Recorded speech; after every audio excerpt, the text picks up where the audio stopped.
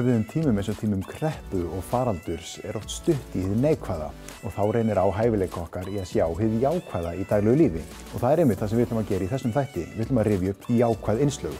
Fyrsta jákvæða innslagið sýnum karakter verkefnið hjá ISÍ, en það hefur líklega aldrei verið jafn mikilvægt og akkurat núna einmitt að sýna karakter.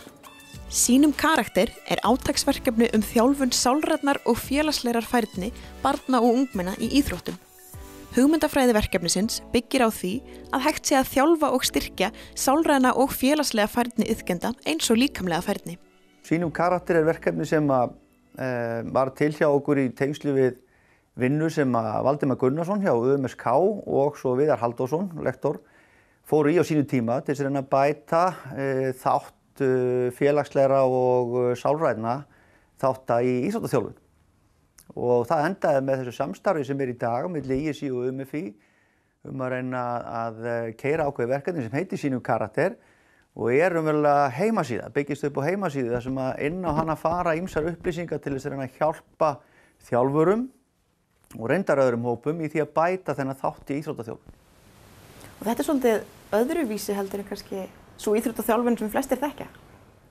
Já, í rauninni. Við viljum meina að kannski til langs tíma hafi þessi liður í þjálfuninni fengið allt og litla athygli.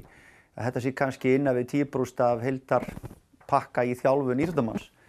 Líkamleg þjálfun kannski það sem hefur fengið mest vægi hingað til og kannski það sem einfaldast og auðveldast að þjálfa. Og kannski hafa margir góðir þjálfarar náð hámarki nánast í líkamlegri þjálfun, þannig að þú kemst ekkert lengra og þá þurfum við að fókusera á þessa andlegu, sálrænu og félagslegu þjálfun til þess að geta ná meiri árangri á þeim vettvang.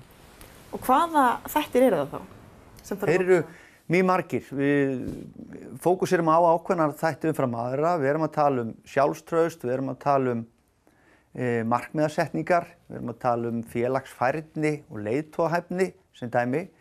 Allt þetta þættir sem að vinna í og læra og verða betri og sterkari í með því að fá rétta kennslu í þessum þáttum. Nú það ekki bara með ráðstefnu eða einhverju ræðu hjá einhverjum út í bæ sem að þetta verður bætt, heldur með verkefnin eins og það hugsað, þannig að heimasíðan sé verkfærakista, þar sem inni verða erindi og upplýsingar frá hinum og þessum, bæði þjálfurum og jafnvel afreksíþróttaiðkendum og fleirum, sem að senda okkur inn erindi sem við birtum svo þarna á síðunni, öllum til vonandi heilla og framfara. Þannig að mann getur sótt sér þarna auka vitneskju akkurat í þessum parti í þjálfurinni til þess að gera betur á þeim vígstöðum. Þannig að þetta ekki eingöngu fyrir þjálfara? Nei, alls ekki. Þetta hugsað fyrst og fremst fyrir þjálfarana til að sækja sér vitneskju til þess að bæta sitt starf, en þetta líka gott fyrir bæði einstaklinga sjálfa, hópa, foreldra jafnvel, til að sækja sér aukna vitneskju í þessum fræðum til þess að geta tekið meiri þátt í umræðum þessi mál við iðkendur sjálfa á barns- og unglingsaldri. Hvað framundan í þessu verkefni? Framundan áframhaldandi kynning á þessum þætti í þjálfun og áframhaldandi söfnun á vitneskju og heimildum til þess að setja þarna inn praktískum upplýsingum þannig að sem að þjálfara geta í raun sótt í þessa ágætu verkfærakistu til þess að bæta störfi sín í framtíðinu og verða hæfari til sinna starfa. Og hvaðan koma þessar upplýsingar? Mjög víða frá bæði þekktum nöfnum í þjálfun hér á landi, einnig óþekktari nöfnum, jafnvel frá einstaklingu sjálfu sem hafa verið í iðkun og ekki endilega þjálfarar. Ýmsar svona dæmisögur sem koma með þarna inn og með praktískar upplýsingar það hvernig betur má gera, hvernig þetta hefur nýst þeim á leið til afreka og frábæri pistlar sem dæmi frá Hafrúnu Kristjánsdóttur, lektor sem í HR, yfirmaður íþróttamála þar og Viðari Halldórssyni, lektor, sem eru svona driffjærinnar í verkefninu í dag og hafa frá miklu að segja í þessum fræðum. Þjálfun hugrænna og félagslegra þátta skiptist í 6 áhersluflokka: áhugi, markmiðasetning, félagsfærni, sjálfstraust, leiðtogar og einbeiting. Í síðustu viku var haldin ráðstefna í Háskólanum á Akureyri til að kynna verkefnið og meðal þeirra sem héldu erindi þar var Dagný Linda Kristjánsdóttir sem lengi var einn fremsta skíðakona landsins. Ég valdi að fjalla fyrsta lagi áhuga og áhugahvötina, að þeim ég veist að það svona algjör grunnþáttur bara í lífinu. Það alveg svona hvort það tengist íþróttum eða einhverju öðru, ef þú hefur ekki áhuga þá veit ég ekki alveg að sé ekki alveg hvernig þú átt að ná árangri. Og svo fjallaði ég leiðtoga og þá var ég fyrst og fremst að fókusa á leiðtoga í eigin lífi. Þegar ég er ekki í hópíþrótt eða var ekki í hópíþrótt, þannig að þá snerist þetta meir að ég myndi taka ábyrgð og að ég sýndi að væri mitt frumkvæði, öll þjálfun, bara allt sem ég gerði. Þannig að þetta er náttúrulega tvennt alveg ólíkt og ég svo fjallaði það líka að vera bara leiðtogi yfir höfuð, það er náttúrulega rosalega ábyrgða mikið hlutverk og erfitt fyrir unga krakka að taka að sér þetta hlutverk þó að sé ómeðvitað og þeir þurfa náttúrulega leiðbeining og leiðsögn í gegnum þetta hlutverk að þróast í þetta hlutverk af því það til marga tegundur leiðtogum og við viljum hafa þá með rétta sýn en þeir eru einhvern veginn að æfa einn og þetta snýst bara þig en ekki allt liðið þá ertu meira svona leiðtogi í eigin lífi og þarft að vera drifkrafturinn sjálfur. Nú hefur þú einmitt reynslu af því að vera afreks íþróttamanneskja og hvað finnst þér þetta verkefni? Hverju bætir þetta við íþróttaþjálfun? Alveg bara heilmiklu. Þetta skiptir alveg rosalega miklu máli og bara frábært að þetta sé komið af stað og að fókusinn sé í þjálfunin sé komin þangað. Vegna þess að auðvitað líkamleg færni og tækniatriði, það skiptir náttúrulega rosalega miklu máli. En þú kemst aldrei neitt nema hausinn sé rétt stiltur. Og það einhvern veginn mjög mikilvægt að byrja að þjálfa þetta strax. Og það alveg hægt að þjálfa þetta markvisst. Bæði, einbeiting og félagsfærni, sjálfstrausti. Þú getur sett alveg upp markmið í markmiðssetningu og þú getur alveg sett markmið í þjálfun og einbeitingu. Þannig að það jafn mikilvægt eins og að þjálfa öll tækniatriðin og líkamlega getur klárlega. Það getur verið grautfúlt þegar plön breytast og maður til dæmis kemst ekki til útlanda eins og maður ætlaði sér. En þá gildir að líta á björtu hliðarnar og það þó allavega betra að geta ferðast innan lands en að ferðast innan hús. Já, við endum því líklega öll í sumarbústaði í sumar og talandi það einmitt að líta á björtu hliðarnar í sumarhúsi, björt í sumarhúsi einmitt næsta einslag.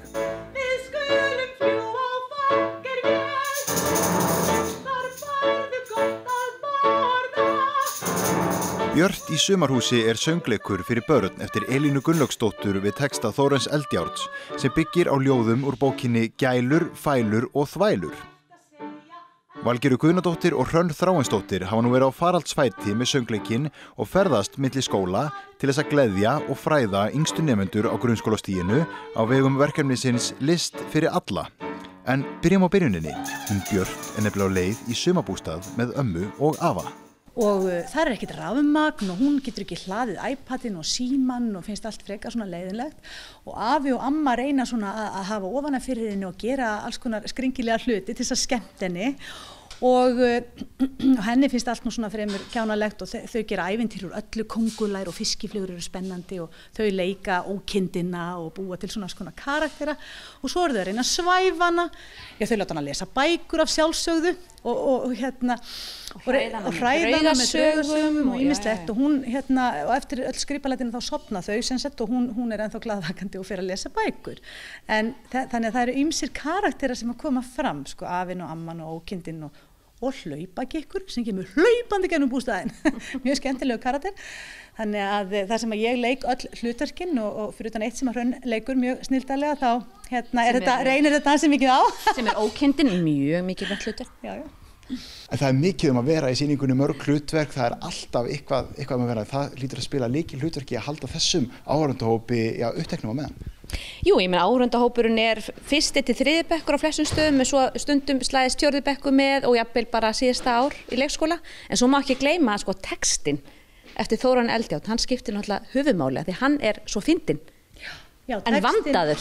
Vandaður, skemmtilegur og hnittinn, tónlistin skemmtileg og svo þetta sem eftir Elínu Gunnlaugs. Elínu Gunnlaugs og svo sem sagt þessu leikstýrt, Ágústa Skúladóttir leikstýrði okkur og svo náttúrulega þetta kemur maður sjálfur með mjög mikið inn í þetta og jú, maður þarf svona svolítið að kannski hafa svolítið fyrir því að láta þetta allt saman lifna við, það þýðir ekki bara að þylja þennan texta, maður þarf að leika þessa karaktera og þegar maður hlaupagikkur þá þetta hleypur maður og syngur og þegar maður afi að reyna að vera draugur og þá verður maður að vera mjög draugalegur og svo þarf maður að nota ýmsar raddir sko og þannig að ég myndi segja að þetta væri svona alls krefjandi verkefni en skemmtilegt. Þetta var alltaf upphaflega sett upp af töfrahurð og þar voru 4 söngvarar, er það ekki?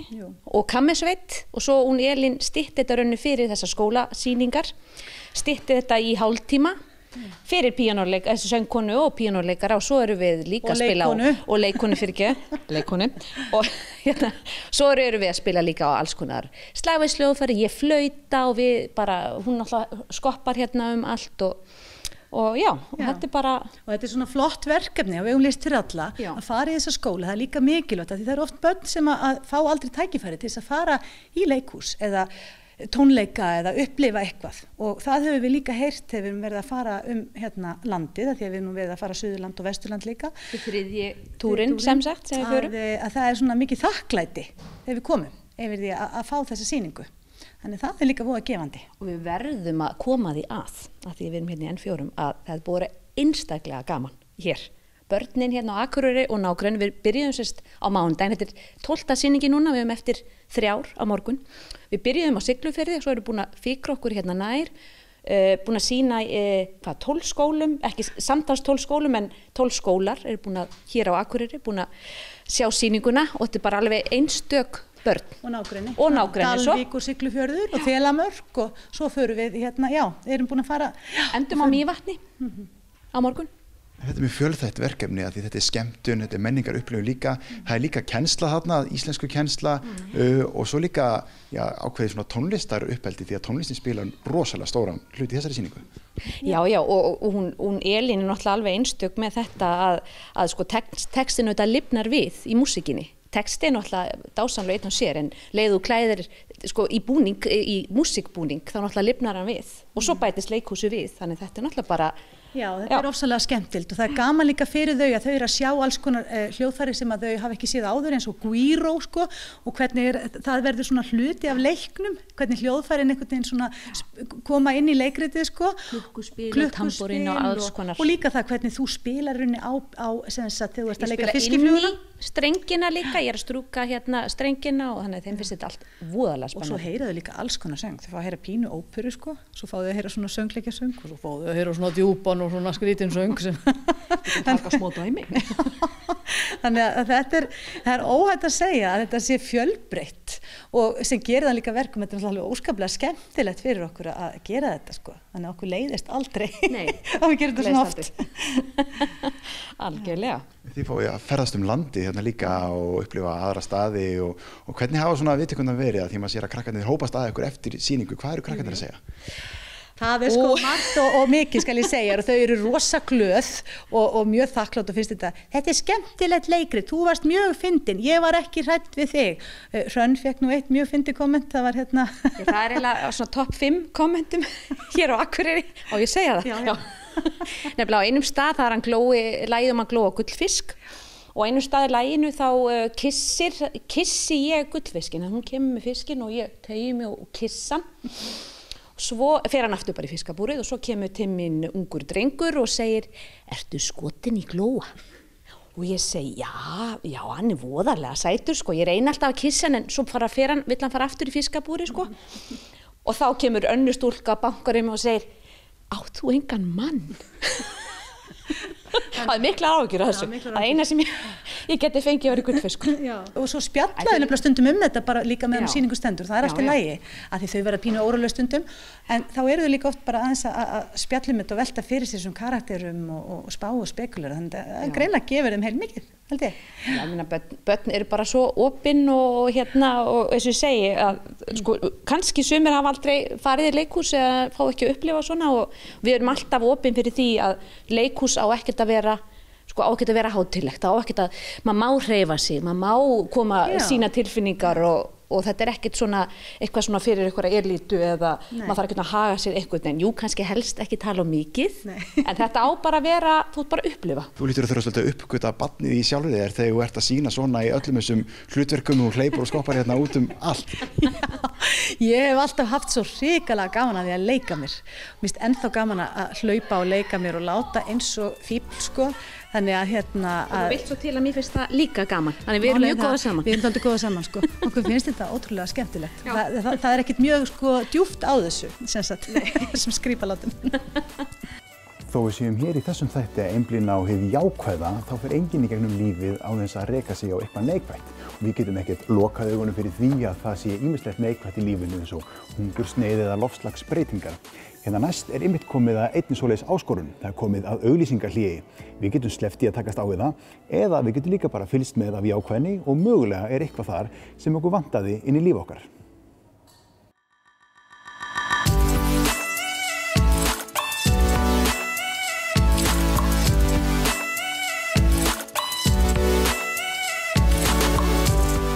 Hvað gerir maður þegar maður getur ekki farið í ræktina eða farið á æfingu? Maður getur farið út að hlaupa eða ganga.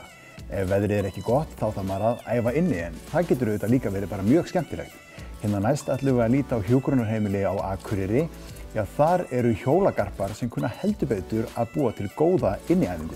5. sæti af 200 liðum frá 7 mismunandi löndum er sannarlega eitthvað til að vera stoltur af og tilefni til þess að fagna, enda næst líkur árangur ekki nema með gríðarlegum dugnaði og eljusemi. Lið frá hjúkrunar- og dvalarheimilinu Hlíð á Akureyri sýndi þá að sannaði hvað í þeim býr þegar hjóluðu samtals 4.338 km í keppninni Road Worlds for Seniors. Það er 2.000 km lengra en árið á undan og það skilaði þeim alla leið í 5. sætið. Í liðinu okkar voru 80 manns. Við reyndum að fá sem flesta með til að hafa svona góða liðselt og það skapast skemmtileg stemming í kringum þetta og það voru allir mjög áhugasamir og kappsamir. Það vakti upp keppnisskapið og fólk reyndi sitt besta. Hvernig hjól er þetta sem þau eru að hjóla á? Þetta eru hjól sem eru með innbyggðum mótor þannig að hjóli getur gripið inn í ef viðkomandi getur ekki hjóla sjálfur. Og við getum séð í lokin hvað viðkomandi hjóla langt og hversu marga mínútur og þyngdina og virknina. Þannig að þetta er allt skráð og sendi í gagnagrunnin í Noregi. Hvað er þetta gömul keppni? Keppnin er 3 ára en þetta er í annað skipti sem við tökum þátt í á Hlíð. Við erum búin að vera með þennan hugbúnað í 3 ár, tókum ekki þátt á fyrsta árinu. En hugbúnaðurinn er held ég 4 eða 5 ára. Keppnin fór þannig fram að keppendur hjóluðu fyrir framan sjónvarpsskjá þar sem við gátum leið hort á myndbönd frá ýmsum stöðum í heiminum og gátu þá valið úr yfir 1000 myndböndum víðsvegar heiminn og þar á meðal frá Akureyri. Aðalheiður Einarsdóttir var meðal þáttakenda og hjólaði í heildina 173 km. Já, geri aðri betur, segi ég nú bara. Ég hjólaði svona 13 og upp í 16 km á dag. Já. Svo misti ég nú úr eina vikuna því að ég fékk lúnabólgu. Já. Ég reisti það náttúrulega mér. Náður að hjóla eitthvað meira í ár heldur en á síðast ári? Nei, svo svipað. Já. Held ég. Hvað er það skemmtilegasta við þetta að hjóla á þessum hjólum? Þetta er bara spenna, maður verður svolítið spenntur að keppa við það sem er í kring. Er maður svolítið að horfa í töluna hvað maður er að ná langt og reyna að ná lengra? Já, vissulega aðeins sko. Já. Gremmilegir kallar sem að hjóla meira en ég og svona. En það telur allt, það eru margir í liðinu, þannig að framlag hvers og eins það telur. Jú, það gerir það. Það er eitthvað liðið. Fjóla Ísfeld hjólaði lengst allra Íslendinga en hún fór samtals 616 km takk fyrir. En eins og áður segir er það framlag heildarinnar sem telur og þar hefðu margir viljað hjóla enn meira. Við erum með þrjú hjól sem hafa verið svona almennt í notkun og eitt svona til vara sem er svolítið erfitt að hjóla, erfiðara, getum ekki látið alla hjóla því. Þannig að við erum með 3-4 hjól en okkur vantar svolítið fleiri hjól til þess að geta annað eftirspurn því að það hefur oft verið biðröð í hjólinn. Já, 80 manns, þannig að það þarf að skiptast á. Já, það þarf svolítið að gera það. Þannig að sumir hafa ekki getað hjóla alveg eins langt og þau vildu. En er þá verið að hvetja eða hvernig? Já, svo það myndast oft stemminga og þarna varum maður að bekknum eins og maður segir. Þannig að það er oft fjör í kringum þetta. Er maður svolítið að sigrast á sjálfum sér í þessu? Já, ég held meina að segja það. Eiginlega þetta verða léttara hjá mér svona síðustu dagana heldur en fyrst. Þannig að maður finnur fyrir mun eftir því sem maður duglegur að mæta Já, það tilfellið. Maður verður svo lat líka því að vera alltaf að gera aldrei neitt og fara oflítið út og labba og svona. Svo þetta, maður hressir líka maður svolítið með þessu. Er þetta eitthvað öðruvísi en önnur æfingarhjól og hefur maður eitthvað fyrir framasill að horfa á? Já, það er það, já. Ég sé nú svo illa að ég ekkert að reyna að horfa neitt. Nei. Ég horfi nú bara á hjólið mitt. Bara einbeita sér að verkefninu? Það er á vandamálið að ég sé svo voðalega illa. Þið náðu mjög góðum árangri hérna í ár, voru til hamingju með það? Jú, já, takk. Við erum býst að segja hérna. Er það ekki? Jú. Og stefnu ótrúð áfram, eða ekki? Bara næsta ára að halda áfram? Ég spyr nú ekki að því. Því ég verð ekki í þessu næstu 5-6 ári. Já. Þið haldið áfram með þetta eða hvað? Já, við þarna ætlum að taka þátt á næsta ári líka. Við vorum að fá nýtt hjól í gær, það kom reynda degi of seint, keppnin var búin þegar það kom, en þannig að það verður með á næsta ári. Og er stefnt á að fara ennþá að herra þá og stefna á pallrilega? Við reynum okkar besta, þannig að það er aldrei að vita. En hvað er þetta mörg skipti sem þið hittast og hjóla? Þetta eru 4 vikur, þannig að fólk má koma þá eins bara oft og það vill. Við höfum reynda þurft aðeins að dreifa því en það ætti að vera þannig að fólk geti komið bara og hjóla eins mikið það vildi. Er einhverjar æfingar fyrir keppni eða hvernig virkar það? Nei, ekkert þannig, jú, svona aðeins fyrir nokkrum vikum fyrir keppni þá reynum við að fara að hjóla meira. Þannig að við reynum svona aðeins að undirbúa. Stefnum að bæta við eitthvað, að vera með liðsbúninga eða eitthvað slíkt? Já, það er góð hugmynd, það er aldrei að vita. Já, akkurat þegar þátturinn var að takast á flug, þá kemur innslag flugsamgöngur, heldur betur jákvætt það. Já, það þarf ekkert endilega að fara til útlanda til þess að flugið sé partur af ferðalaginu okkar.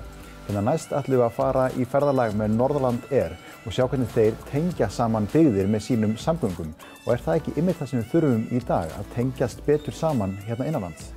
Norðurland Air býður upp á áætlunarflug á milli Akureyrar, Vopnafjarðar og Þórshafnar.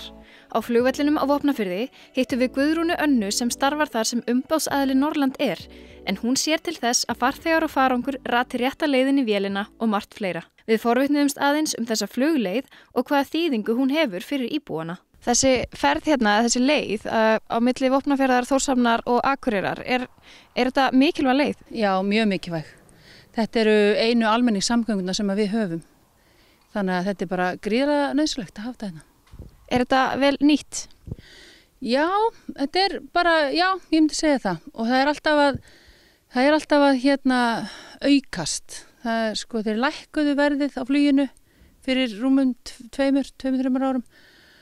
Og auðvitað tók tíma fyrir fólki að átta sig á því að það hefði lækkað verðið og hvað þetta er bara gott að nýta þetta þá. Þannig að það er alltaf að aukast fyrst okkur. Og er fólkið svona þakklátt fyrir að þessi þjónusta er til staðar? Já, gríðarlega. Þetta er bara svo nauðsynlegt að hafa þetta sko. Þannig að við erum bara gríðarlega þakklátt fyrir það. Það er sennilega þægilegra einmitt að taka flugið héðan til Akureyrar. Þetta er náttúrulega alveg svolítið löng leið að keyra. Já, við erum alveg 2,5 tíma að keyra til Akureyrar. Og það er náttúrulega líka sko, eins og ég sagði á hann, það var þetta einu almenningssamgöngunar. Þannig að fólk sem hefur ekki aðgang að bíl og fullorðið fólk og annað og við sækjum mikið sjúkrahús á Akureyri sinnir okkur svolítið. Þannig að við verðum bara eiginlega að hafa þetta, við verðum að hafa þessa tengingu við Akureyri. Þannig að þetta er bara gríðarlega nauðsynlegt. Við hittum Ólöfu Helgadóttur fyrrum bónda á hádegi í Vopnafirði þar sem hún var að bíða eftir fluginu sínu til Akureyrar. Ólöf, nú ert þú það bil að fara í flug til Akureyrar hérna frá Vopnafirði. Ertu dugleg að nýta þér þetta? Já, ég fer oft með flugi. Ég hef hvorki bíl eða bílstjóra og margir minni stöðu nýta þetta. Þetta er algjör nauðsyn og lífæð. Og áætlunarflug hérna til Vopnafjarðar, veistu hvenær það byrjaði?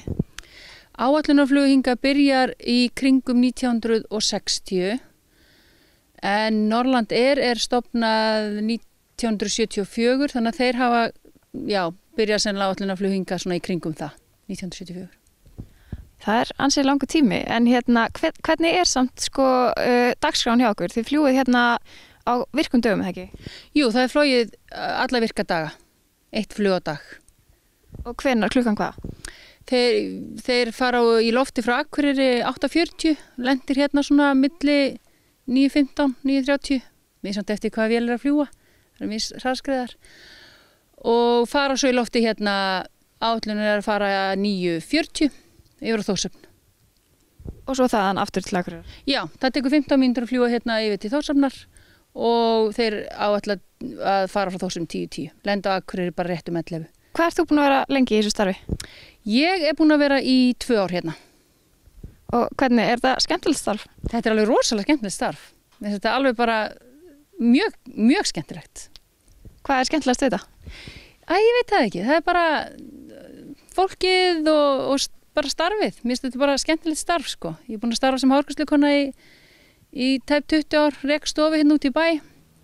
Langaði bara einhverja svona smá tilbreytingu. Þannig að mér bauðst þetta að taka þetta í ár sem byrja með. Svo bara líka með það vel að vera hérna á morgnana að ég bara held áfram. Og þetta er rosalega mikið sama fólki, eða ekki? Eða svona oft allavega, þannig að þú kannski nærða að kynnast því svolítið vel.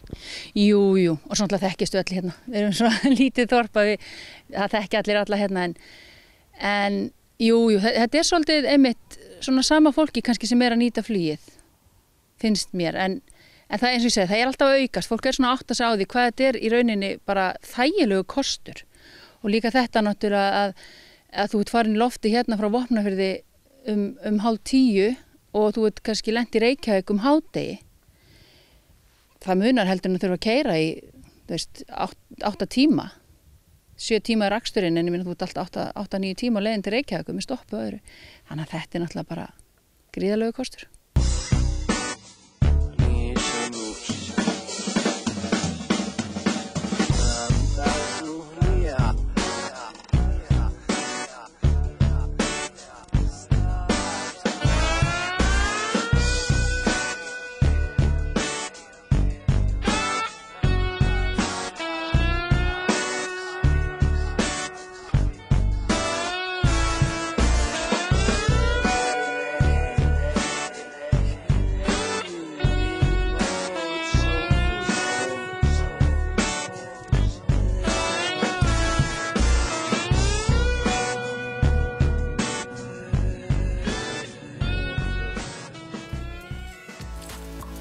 Þá komið að lokum hjá okkur í þessum þætti og ég vona að ég skilji við okkur aðeins jákvæðari en þegar við byrjuðum og sendi ykkur jákvæðari út í daginn.